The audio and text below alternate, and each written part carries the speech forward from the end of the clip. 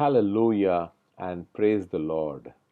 आज का हमारा वचन विलाप गीत में से है, उसका तीसरा अध्याय। और मैं 22 और 23 वचन पढ़ूंगा आपके लिए। विलाप गीत पुराने नियम में है, लैमेंटेशंस, द बुक ऑफ लैमेंटेशंस, तीसरा अध्याय और 22 और 23 वचन। और ध्यान दीजिएगा इस पर। हम मिट नहीं गए, ये यहोवा की महाकरुणा का फल है, क्योंकि उसकी दया अमर है। प्रति भोर वो नई होती रहती है, तेरी सच्चाई महान है। बहुत ही खूबसूरत वचन है ये हमारे लिए आज। हम मिट नहीं गए, ये यहोवा की महाकरुणा का फल है। हम मिट नहीं गए। अब ध्यान से सुनिएगा, कुछ अनमोल मोती छुपे हुए हैं यहाँ पर और हमें इनको समझना चाहिए। हम मिट नहीं गए का मतलब ये है कि हम मिट सकते थे। हम मिट सकते थे, शायद हम मिटने वाले थे, लेकिन कुछ हुआ। क्या हुआ? परमेश्वर की महाकरुणा का फल है कि हम मिटे नहीं। परमेश्वर की महाकरुणा का फल है कि हम मिटे नहीं। परमेश्वर ने ऐसा रहम किया हमारे ऊपर, ऐसी मोहब्बत की है हमसे कि उसने हमको बचा लिया है, वरना हम मिट गए होते, बाइबल ये कहती है। Now what do you mean by हम मिट गए होते? प्लीज अंडरस्टैंड, जैसे परमेश्वर इस दुनिया में है, वैसे शैतान भी इस दुनिया में है। परमेश्वर तुम्हारी भलाई चाहता है, शैतान तुम्हारा नाश चाहता है। वो रोज कोई ना कोई षड्यंत्र रच रहा है, कोई ना कोई योजना बना रहा है तुम्हारे विरुद्ध में। और तुम देखोगे रोज कोई ना कोई चीज तुम्हारे विरुद्ध आएगी ही आएगी। अक्सर तुम्हारे जीवन में कोई ना कोई तूफान आके खड़ा हो जाएगा। कभी कोई बीमारी आ जाएगी, कभी कोई बेरोजगारी आ जाएगी, नौकरी चली गई, अब क्या करें समझ में नहीं आ रहा है।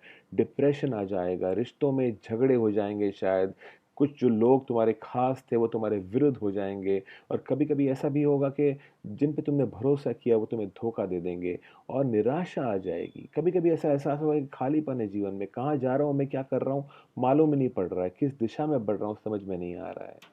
खालीपन अंदर आ जाएगा और निराशा आएगी, डिप्रेशन आएगा। कभी कभी आत्महत्या करने का मन करेगा। सारी बातें शैतानी बातें हैं ये।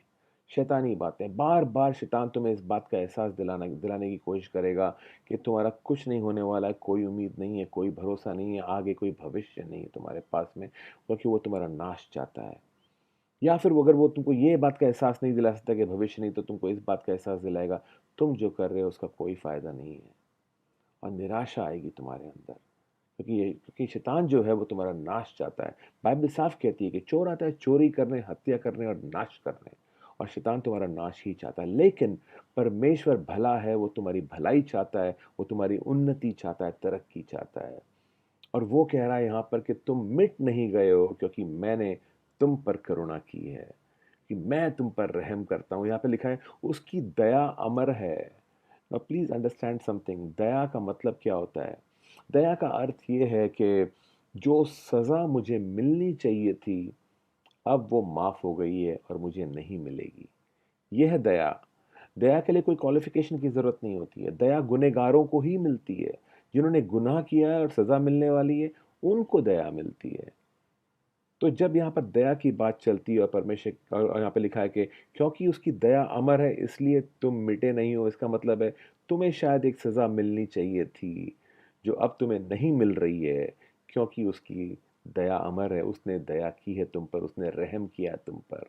उसकी रहमत हर दिन नहीं है, बाइबल ये कह रही है हमसे। तो ये कुछ थोड़ी नम्रता की ज़रूरत है इस बात को जानने के लिए कि मैं एक गुनहगार हूँ और मैं सज़ा का हकदार था।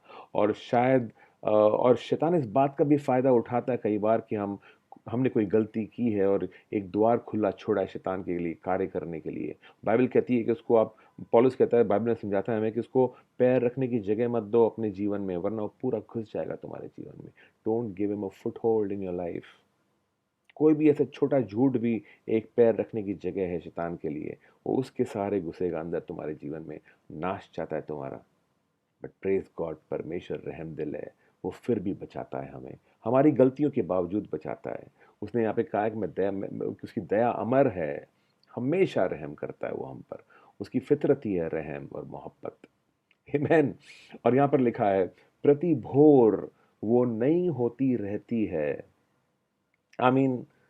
प्रति भोर, रोज, हर सुबह वो नई होती रहती है, रिन्यू होती रहती है, फिर से नई हो जाती है। पुरानी नहीं होती है। इसका मतलब ये है, परमेश्वर गिनता नहीं है कि कल मैंने तुझ पे रहम किया था, परसों तुझ पे रहम किया था, उसके 2 दिन पहले तुझ पे रहम किया था, अब क्या आज भी तुझ पे रहम करूँ? परमेश्वर ऐसा नहीं कहता है। परमेश्वर भूल जाता है इस बात को कि मैंने कल भी तुझ पे रहम किया था, और बोलता है, आज मैं नए सिरे से तुझसे मोहब्बत करूँगा। मैं आज की जो मोहब्बत कम नहीं करूँगा, क्योंकि कल बहुत मोहब्बत की थी तुझसे। आज नहीं, नहीं, नहीं, ये कल का हिसाब कल ख़त्म हो चुका है। आज की जो सुबह हुई है, मैं नए सिरे से मोहब्बत करूँगा। अगर आज तूने कोई गलती की है, तो आज भी तू मेरे रहम का हकदार हो सकता है। ये चिंता मत कर कि तू कितनी बार मेरे पास में आके सॉरी बोलेगा। मैं आपको बताना चाहता हूँ, आप परमेश्वर को आज भी फिर से सॉरी बोल सकते हो और फिर एक नई शुरुआत कर सकते हो। और परमेश्वर इतना रहमदिल है कि वो आज भी तुमको माफ़ करेगा। वही गलती के लिए जो तुम 10 बार पहले कर चुके हो, आज फिर से तुम्हें माफ़ कर सकता है परमेश्वर। ये लाइसेंस नहीं है बार-बार गलती करने का, क्योंकि परमेश्वर तुम्हारे दिल को जानता है। वो तुम्हारी कमज़ोरियों को जानता है। वो जानता है कि तुम बार-बार उस उलझन में फँसते जा रहे हो, और वो तुमको उससे बाहर निकालना चाहता है। वो तुम्हें बचाना चाहता है। परमेश्वर रहमदिल है।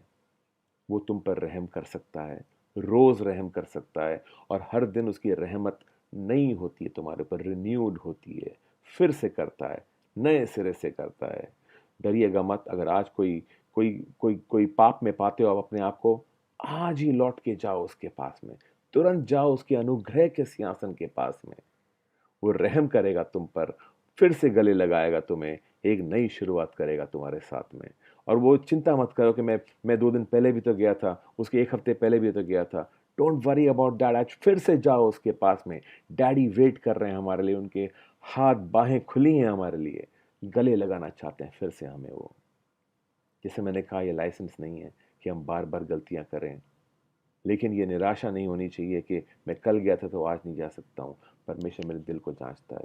वो उस आदमी को पहचानता है जो उसकी रहमत का गलत फ़ायदा उठा रहा है, या थोड़ा एक्स्ट्रा स्मार्ट बनने की कोशिश कर रहा है कि ठीक है, परमेश्वर तो माफ़ ही कर देगा। जी नहीं, हम धोखे में ना आएँ, धोखे में ना आएँ। परमेश्वर रहमदिल है, दयालु है, मोहब्बत करता है, रोज़ सुबह नए सिरे से प्यार करता है। इस बात को आज जानिए और आनंद मनाइए इस बात में कि आपका परमेश्वर रहमदिल परमेश्वर है, मोहब्बत करने वाला परमेश्वर है, और उसके पास जो योजनाएँ आपके लिए हैं, वो आपके भले की योजनाएँ हैं। Amen, and God bless you all. Praise the Lord.